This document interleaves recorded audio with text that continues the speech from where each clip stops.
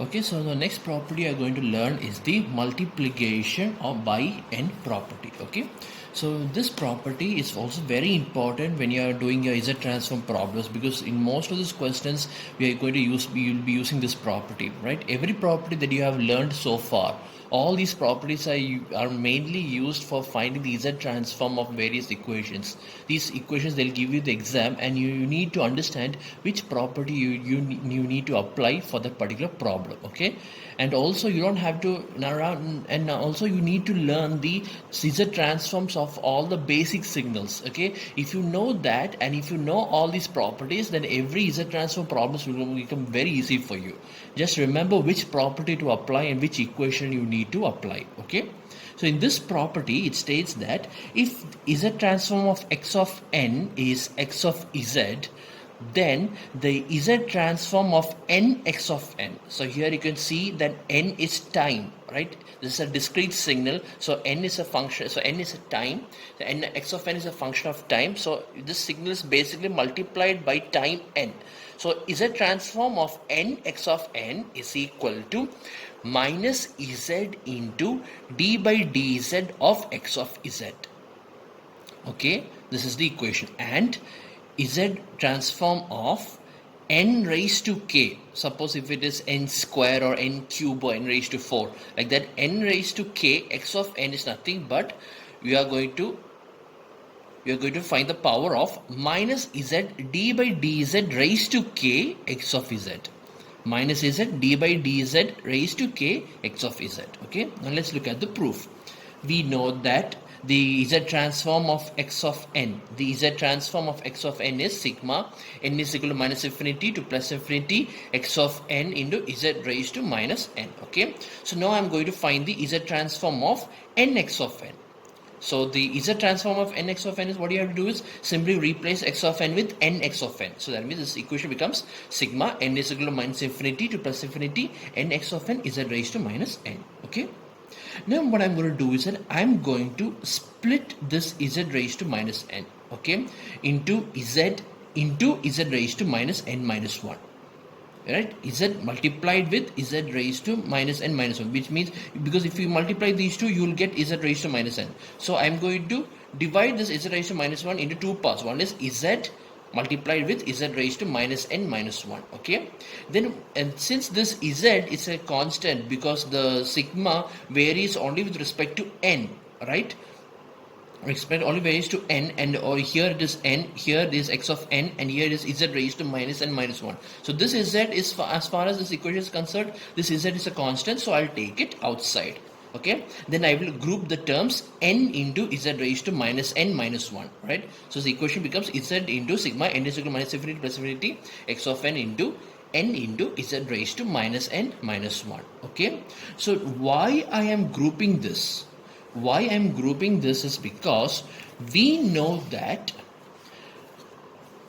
differentiation of Z raised to minus n, differentiation of Z raised to minus n is nothing but minus n into Z raised to minus n minus 1, right? So what I'm going to do is that instead of writing this, I write this in the equation.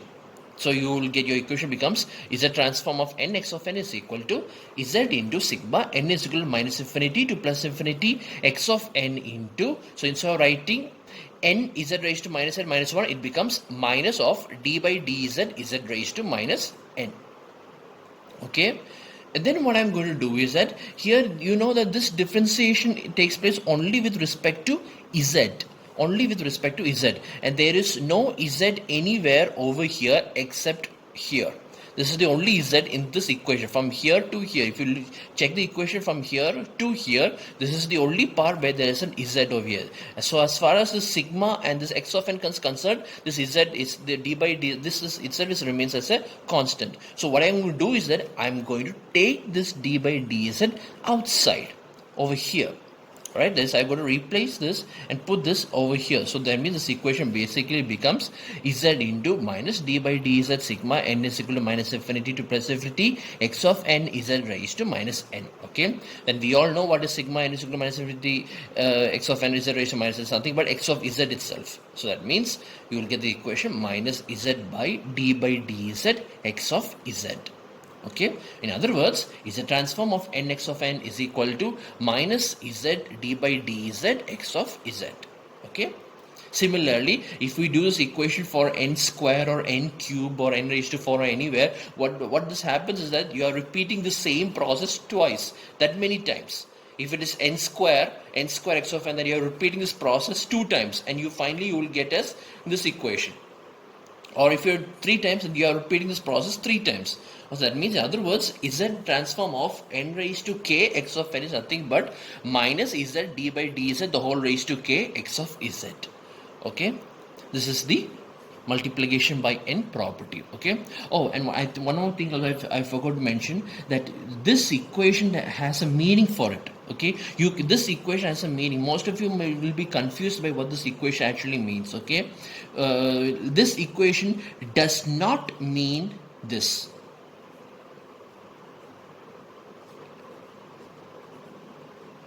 Everybody usually gets confused, like instead of writing this, why can't I write like this?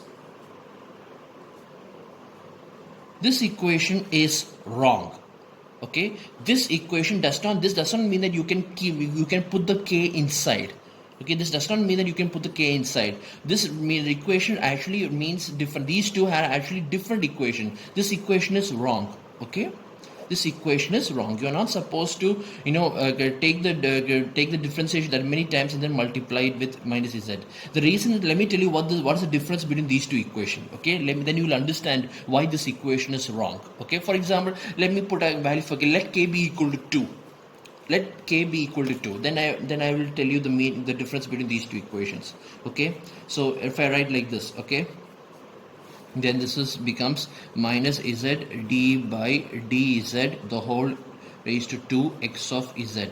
This is the correct equation, and the wrong equation is, this is wrong if you write like this. Okay,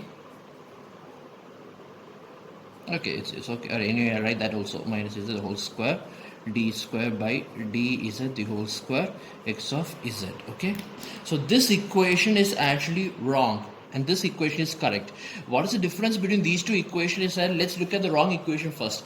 This equation actually means that you are going to find the differentiation square, that is d square by dz square with x of z, and then you are going to multiply that answer with minus of z square. Minus of z square is plus z square. Okay, so what this equation means is that you are first finding the differentiation of d square, you are going to find the differentiation of x of z, that is d square by dz square of x of z, and then you are going to multiply with minus of z the whole square. That is what this equation means, but that is not what you are supposed to do. What you are supposed to do is that you are going to differentiate x of z one time, and then you are going to multiply with minus z. Then you are going to differentiate that answer with d by dz again, and then you are going to multiply it with minus z. That is what this equation means. That is, you differentiate this once, multiply it with minus z, and differentiate it again, and then multiply it with minus z. That means what it basically does is, just like this, you are repeating the process 2 times. That is what this equation means, and that is what you are supposed to do. That is the correct meaning of this equation. Okay, we'll understand it better if you do a problem based on this property. Okay, so let's do a simple problem, that is finding the z transform of x of n is equal to n square u of n. Okay, so let's do it. We here given x of n is equal to n square u of n. Okay, so what I'm going to do is that we know, so from here itself you should be able, if you see this n square or n cube or n anywhere in the question, immediately you should understand that you are applying multiplication by n property. Okay, so here in this equation we know that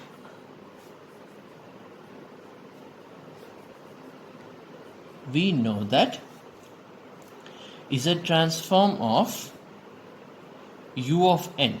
Z transform of u of n is nothing but 1 by 1 minus Z inverse, right? And its ROC is given by mod Z greater than 1, right? So this is the Z transform, okay? So now what I'm going to do, so this is the Z transform. So what I'm going to do is that, and now I'm going to find the Z transform of this. We know that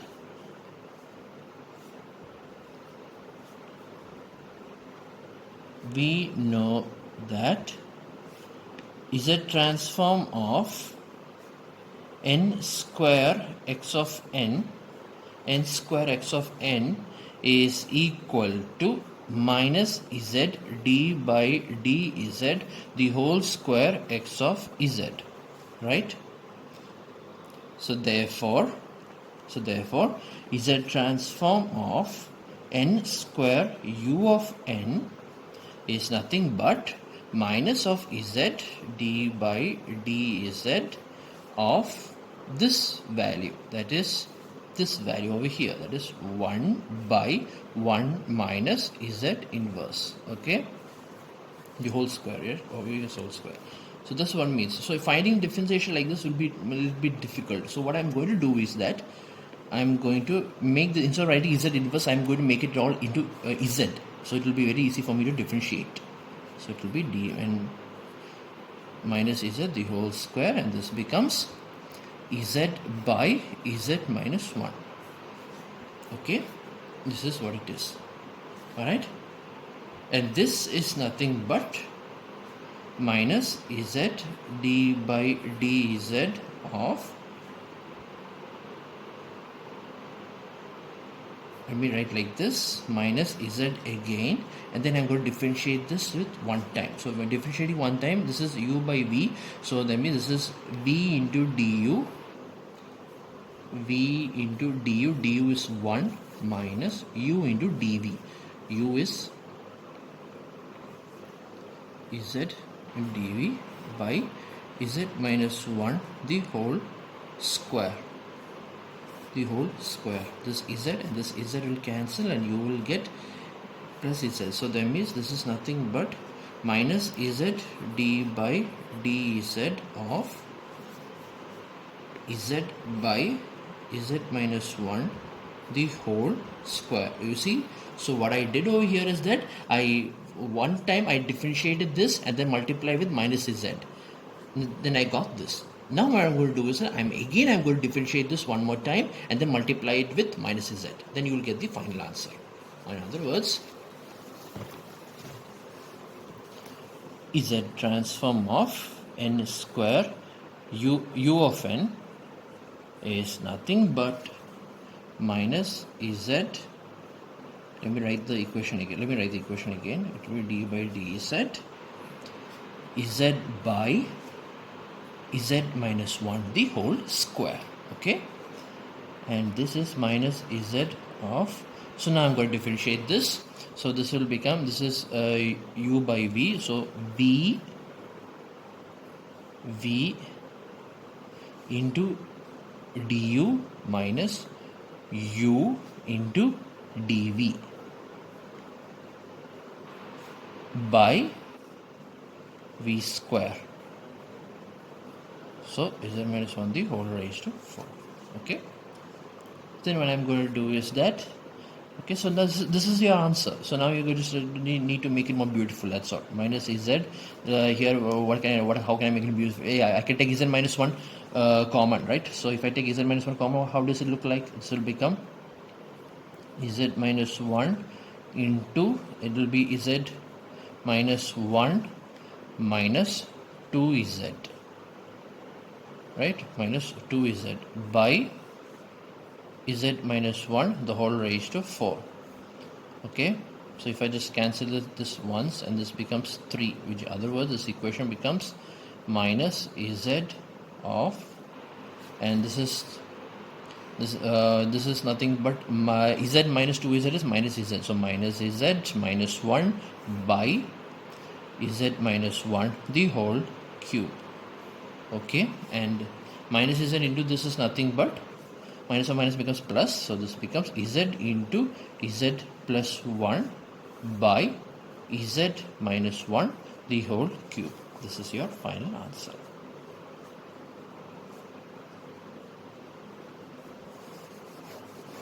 You see, so this is how we do the problem. That is, what I did is that I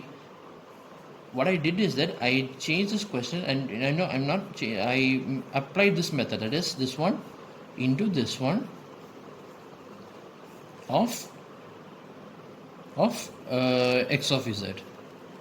This is what I actually did over here, right? That is, first I differentiate x of z one time, then I multiply with minus z, and then I differentiated that answer one time and then multiplied it with minus z, and that's how you get the answer. This is how we do the problems. Okay.